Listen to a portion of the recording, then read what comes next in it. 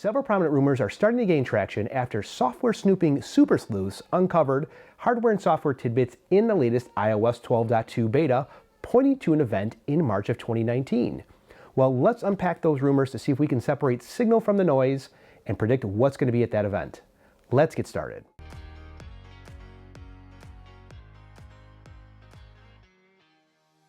What's going on, everyone? It's Mike, and welcome to Tech 24/7 TV, where we bring you the best in unboxing and product reviews so you can make informed buying decisions. Here on this channel, we do the analysis of the various bits and bytes that transcend technology, only to find their way into your pocket.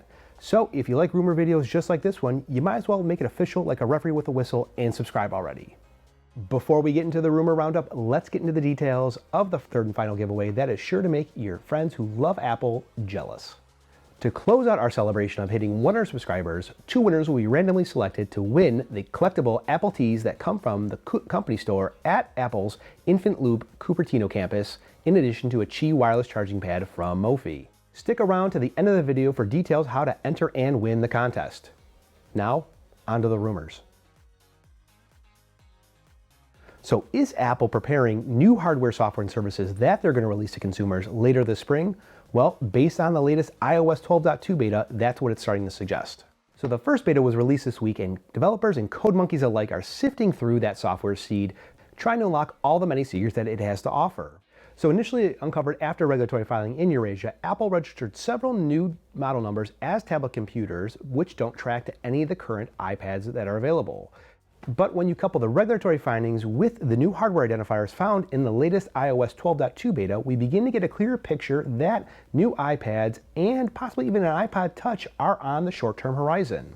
As first predicted by successful analyst Ming-Chi Kuo, the iPad mini is supposed to get a refresh to include a modern processor, an updated display that has a lower cost to manufacture, and fingers crossed, an updated design language.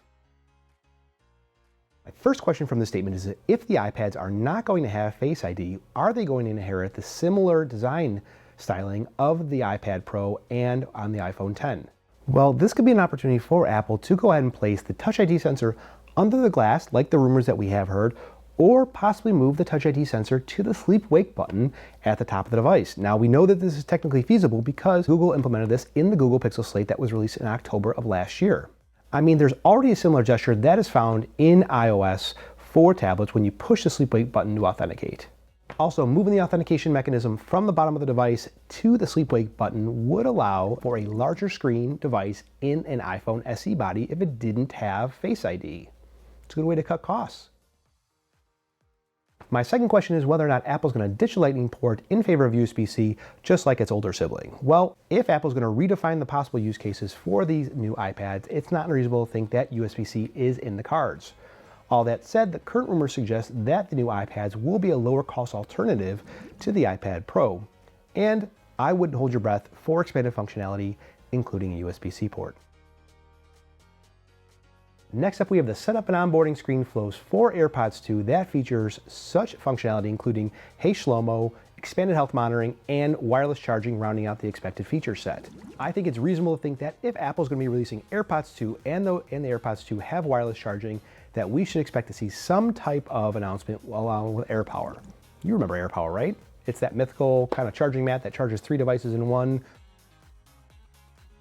All of that hardware will be practically meaningless unless there is a differentiated software to run it, and that means that this event will also go ahead and usher in the release of iOS 12.2 and macOS 12.14.3. On the services side, we should see the expansion of Apple News into Canada, as pointed out in iOS 12.2 beta, in addition to the first launch of Apple News magazines. And now on to the contest. The last giveaway is live, and the registration link can be found in the video description below. In order to win the contest, you need to be subscribed to the channel, that you dropped a like on this video, and that you're following us on social, because that is where we're going to announce the winner. The registration into the giveaway will run through 11:59 p.m. on Friday, February 15th, 2019, and we will announce the winner the next day at 12 p.m. noon. Now that's going to do it for me today. I am most excited about the AirPods 2, as I said earlier, but let me know what you are excited for in the comments below. Hit like, hit subscribe, and we will talk to you in the next one. Thanks.